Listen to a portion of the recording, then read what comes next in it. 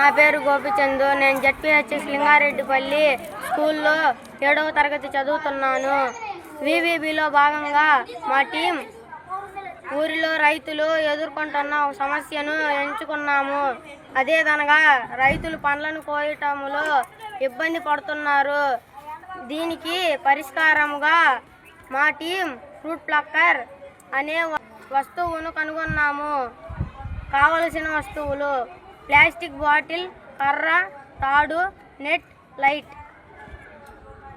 తయారు చేయు విధానం: ముందుగా ఇలాంటి ప్లాస్టిక్ బాటిల్ని తీసుకొని ఈ విధంగా కట్ చేసుకొని ప్రతి ఒక్క భాగానికి రంధ్రం వేసి దాని ద్వారా తాడుని కట్టాలి.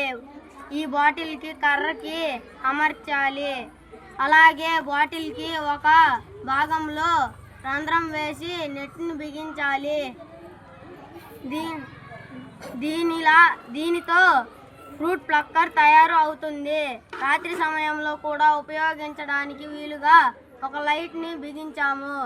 పనిచేయు విధానం: బాటిల్కి కట్టిన తాళ్ళు అన్నీ ఒకేసారి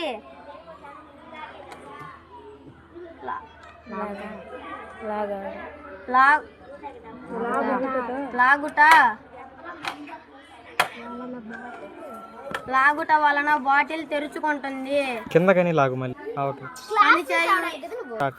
పనిచేయు విధానం: బాటిల్కి కట్టిన అన్ని తాళ్ళు ఒకేసారి లాగటం వలన బాటిల్ తెరుచుకుంటుంది. దాని వలన ఫలాన్ని పంపించి తాళ్లను వదిలివేస్తే బాటిల్ మూసుకుపోతుంది. బాటిల్ని లాగడం వలన ఫలం బాటిల్లో పడి దానిలో నుంచి నెట్లోకి వెళ్తుంది.